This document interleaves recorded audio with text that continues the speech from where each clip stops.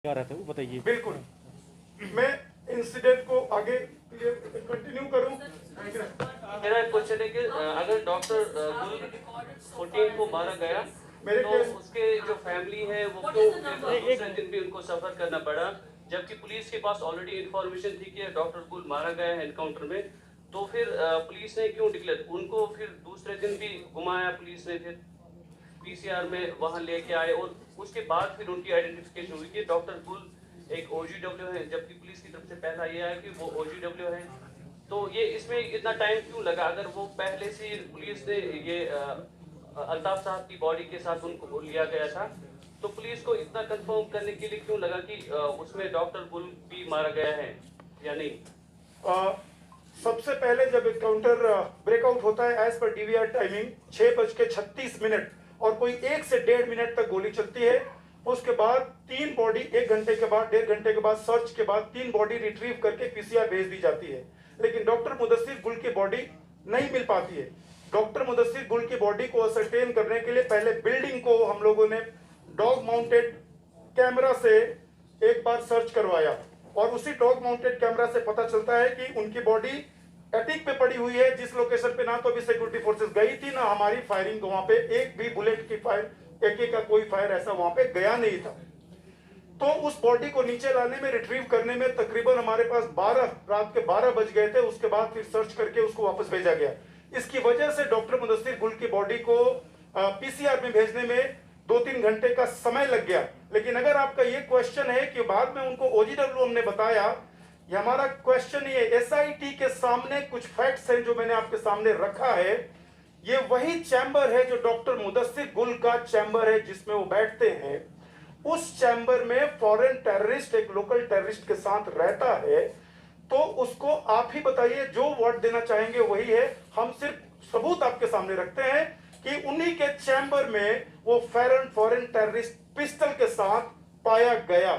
Sir conclusion एक चाहिए, जो डॉक्टर मुदस्सिर अल्ताफ और ये डॉक्टर मुदस्सिर अल्ताफ और आमिर ये मरे कैसे? क्योंकि अभी तक तो ये समझ में नहीं आ रहा कि ये ठीक है, बता रहे एग्जैक्ट मैं वहां से जब आपकी क्वेश्चन का जवाब दे रहा था, मैं वहां से एक बार फिर से शुरू करता हूं। जो डीवीआर हमारे पास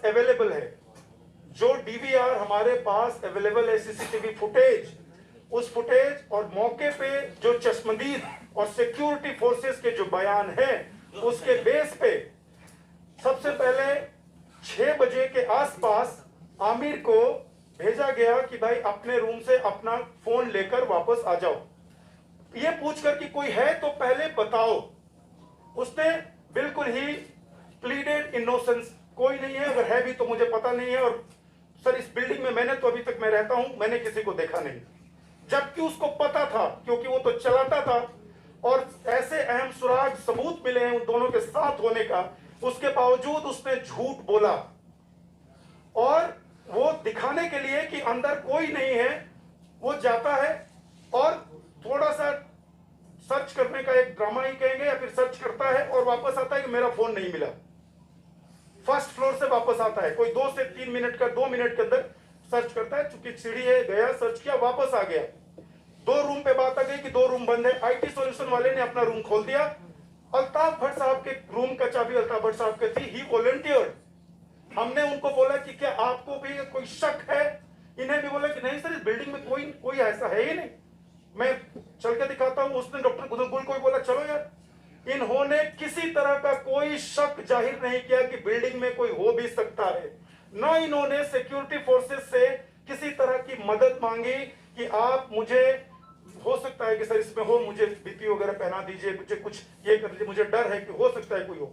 इवन सिक्योरिटी फोर्सेस वहां कॉर्डन में बैठी हुई है, तब भी दे वर सो श्योर कि बिल्डिंग में कुछ नहीं है। दे वॉलंटियर्ड, अंदर की तरफ जाते हैं। आपने वो फुटेज देखा, 6:26 तक, यानी 6:25 पे कॉल सेंटर का गेट बंद हो जाता है।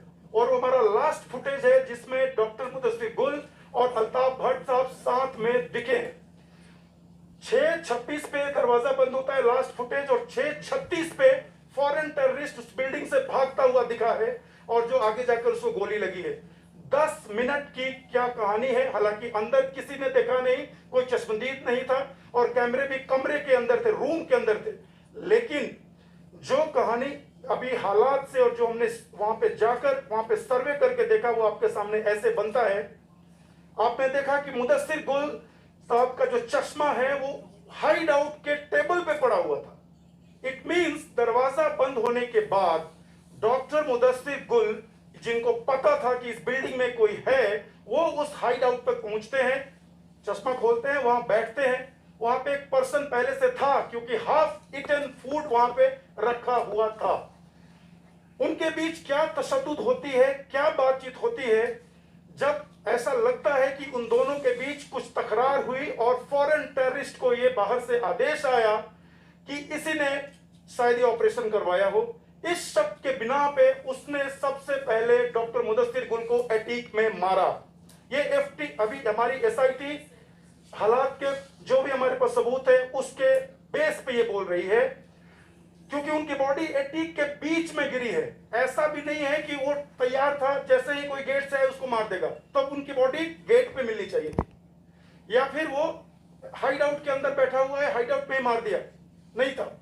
वो बीच में, एटीक के लगभग बीच में उनकी बॉडी मिली है। इट मींस रूम से बाहर जाते हुए उनको टारगेट किया गया और ठीक 6:36 माने डीवीआर के मुताबिक और कुछ सेकंड के बाद हमने पहले 2 फायर एटीक से, सिक्योरिटी फोर्सेस के मुताबिक पहले 2 फायर एटीक में सुनाई दिए। ये वही फायर थे, पिस्टल फायर, क्योंकि उनकी बॉडी के पास पिस्टल के ही बुलेट खोखे मिले थे। ये वही फायर थे जिसमें फॉरेन टेररिस्ट ने डॉक्टर मुदस्सिर गुल को टारगेट किया, मारा। उसके बाद वो नीचे आता है, या फिर आमिर और तो हमारे अल्ताफ साहब, अगर ये उसी बीच वाले फ्लोर पे हैं जो हमारे बिल्डिंग ऑनर हैं, तो आमिर चूंकि अब तो एक्सपोज हो गया और उन्होंने फायर भी कर दिया, और ये टेररिस्ट आमिर के साथ डॉक्टर अल्ताफ भट्ट साहब को, बिल्डिंग ऑनर को ह्यूमन शील्ड बनाने की कोशिश करता है। वो कैसे प्रूव होता है? आपको मैंने एक वीडियो दिखाया जिसमें सीढ़ी के पास अल्ताफ भट्ट की बॉडी है, उसके आगे आमिर की बॉडी है और एफटी की बॉडी वहां से आगे निकलकर रोड के पास पड़ी हुई है, कोई 83 फीट दूर। अगर कोई 2 पर्सन एक ह्यूमन शील्ड लेकर आएगा तो पहला फायर करते हुए जब वो निकलने की कोशिश करते हैं, पहला फायर जिसको लगेगा वो वहीं गिर जाएगा। अल्ताफ भट्ट को पहला फायर लगा और वो वहीं पे गिर गया। इनिशियल फायर उन्होंने अपने ऊपर लिया, जिसकी वजह से सबसे पहले एफटी बाहर निकलने में कामयाब हुआ और आमिर भी कुछ आगे निकलने में कामयाब हुआ। एफटी आगे मारा गया, आमिर थोड़ा सा गेट से ही आगे मारा गया। ये बताता है, ये सीक्वेंस बताता है कि उन लोगों ने पहले डॉक्टर को ऊपर मारा और अल्ताफ भट्ट साहब को ह्यूमन शील्ड के तौर पे इस्तेमाल किया। आमिर के साथ पिस्टल मिला, आमिर बताइए।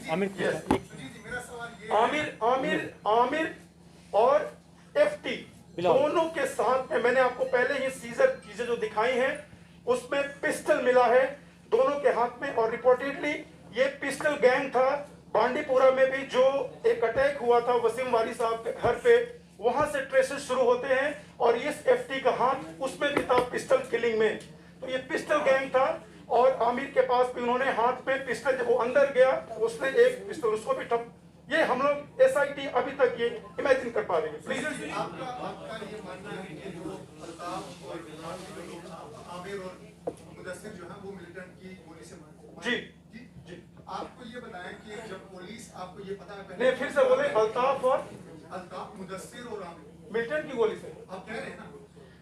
डॉक्टर मुदस्सिर गुल, जिसको एटीक पे मिलिटेंट ने ही, फॉरेन टेररिस्ट ने टारगेट किया, और लाइन में जब नीचे वो लोग आते हैं फायर करते हुए एंट्री पे, डॉक्टर अल्ताफ भट्ट को अपना शील्ड बनाते हुए, इनकी मौत क्रॉस फायरिंग में हुई है।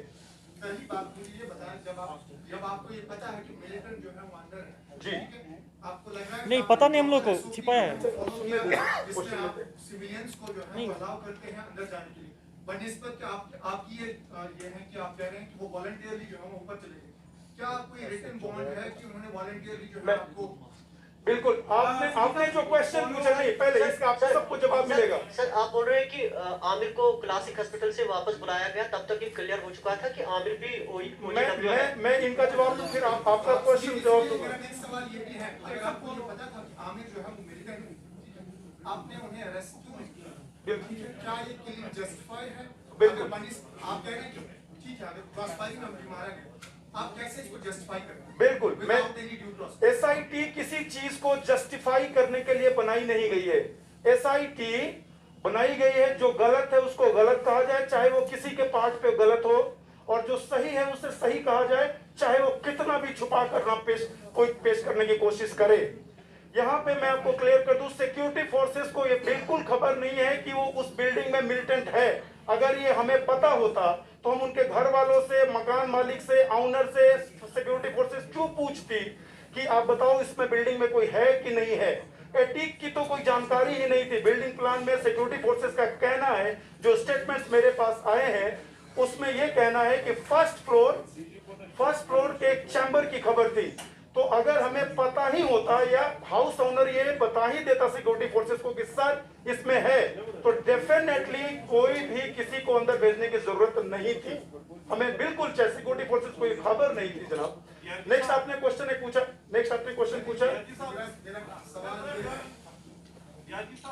जी Government has also ordered a magistrate probe. जी Will this not, this SIT probe or the revelations you made circumvent that magistrate probe? Number one. Number two, you are heading this operation. Is it prudent that you were made a head of the SIT as well?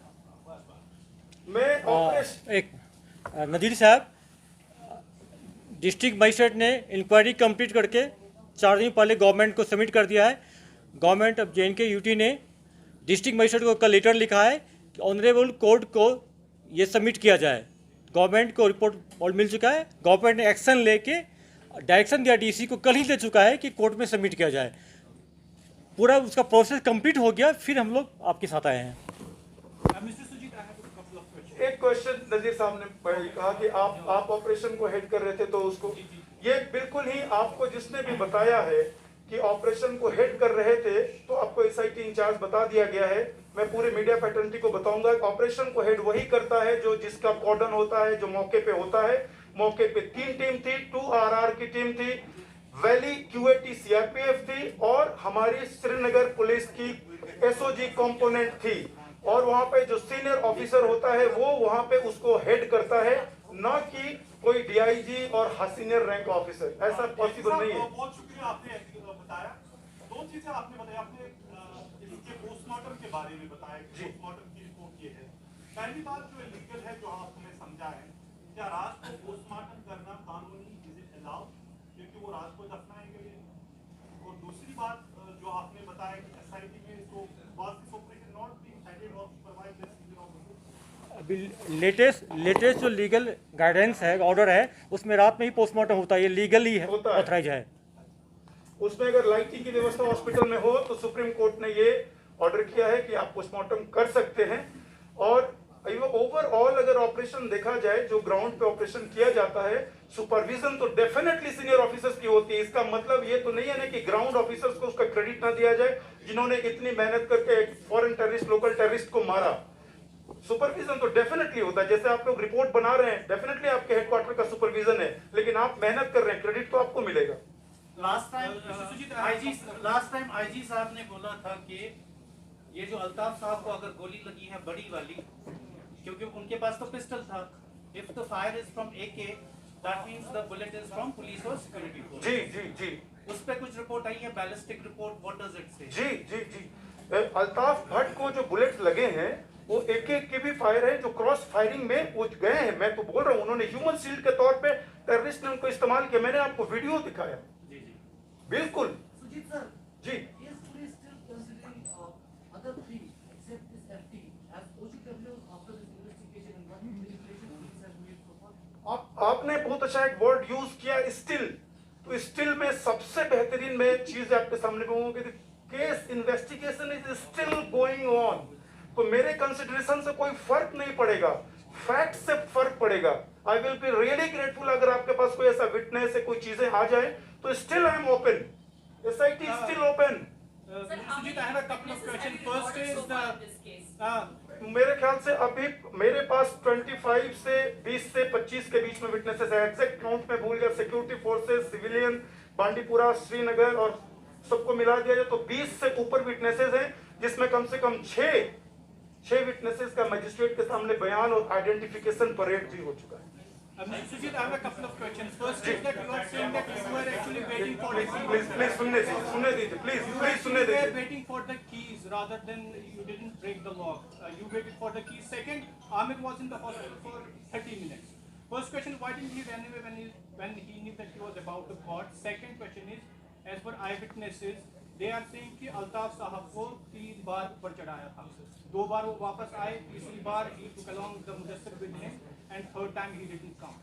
Is it so? दोनों प्रश्न का जवाब मैं देता हूं। बिल्कुल, आमिर इसलिए नहीं भागा क्योंकि आमिर को जिसने उस स्पॉट से छुड़ाया था वो हमारे पास खड़ा था।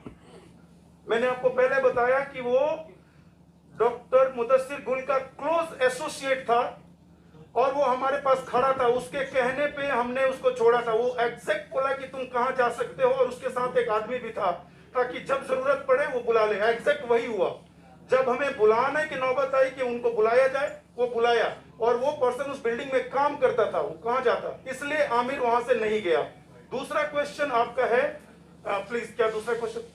That rather than breaking the lock, why did you wait for the keys? And second was Altaf Saab used tries to go upstairs. पहले 2 बार वो वापस आए। ओके, अल्ताफ साहब, मैंने भी ये बहुत सारी रिपोर्ट्स सुनी कि अल्ताफ साहब को 3 बार ले जाया गया, लेकिन माय फेलो जर्नलिस्ट, ये जो सीसीटीवी फुटेज जितनी बार मैंने देखी या जितनी बार अदालत इस फुटेज को देखेगी, कहीं भी अल्ताफ साहब को 3 बार ले जाना इस फुटेज में नहीं आता है।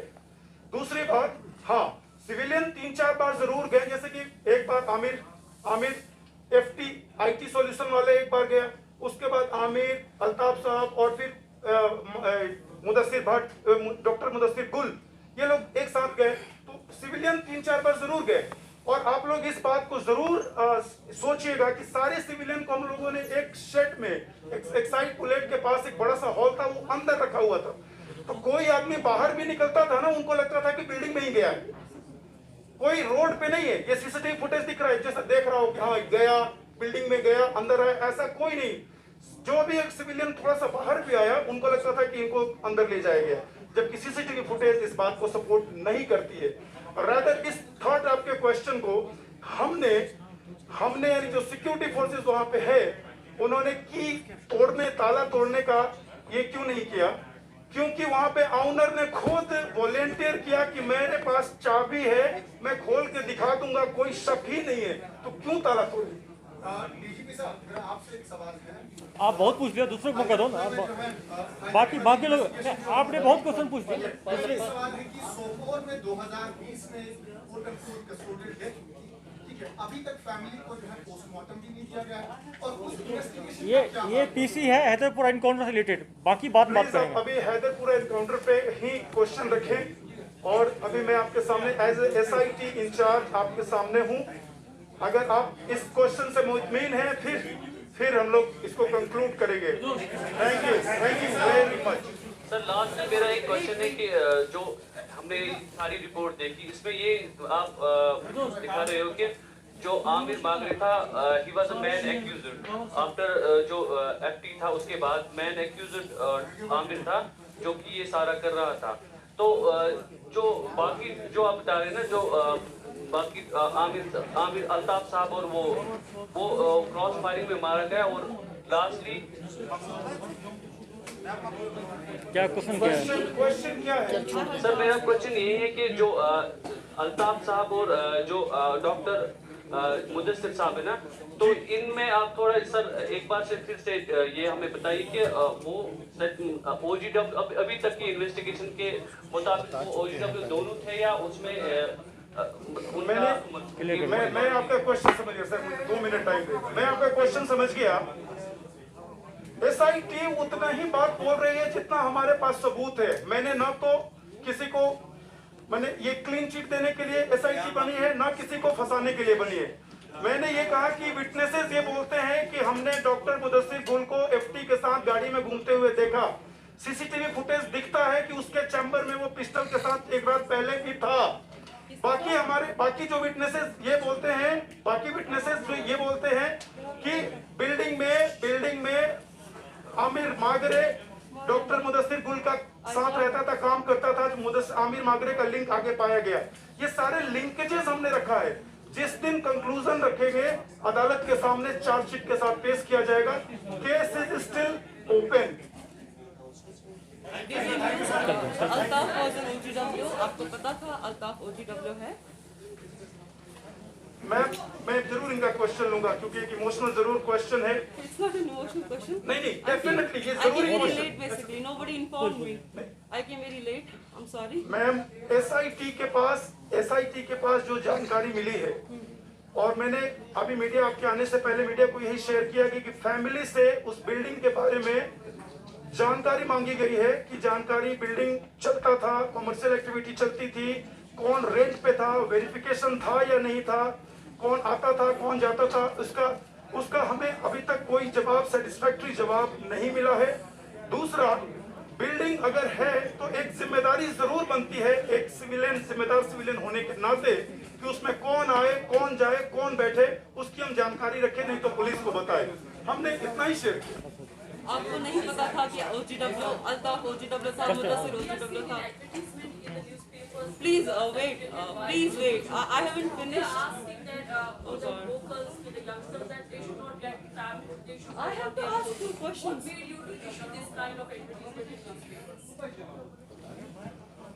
और फिर से बोलिए क्या फिर एक बार फिर से बोलिए प्लीज। अच्छा समझ गए। बिल्कुल देखिए ये कोई नई चीज़ बात नहीं, हर एक पुलिस स्टेट पुलिस करती है, हम लोग भी किए हैं। कोई भी आप फेक न्यूज़ नहीं फैला सकते हैं, मिलिटेंट को ग्लोरीफाई नहीं कर सकते हैं, रीमर नहीं फैला सकते हैं, ऐसा किसी को थ्रेटिंग नहीं कर सकते हैं, चाहे फेसबुक पर हो चाहे सोशल मीडिया के किसी भी गैजेट पर किसी भी ऐप्स पर। ये इलीगल है, इससे मिलिटेंसी फैलती है, टेररिज्म फैलती है, लोगों में फियर फैलता है, ये कानूनी अपराध है। पहले हम लोग ये एडवाइस कर रहे हैं, काउंसलिंग कर रहे हैं, अवेयरनेस फैला रहे हैं, नेक्स्ट स्टेप में हम लोग एक्शन लेंगे। So please listen to my question, please. Dilbag sir, you didn't answer. Okay, we'll talk. Okay, we'll talk.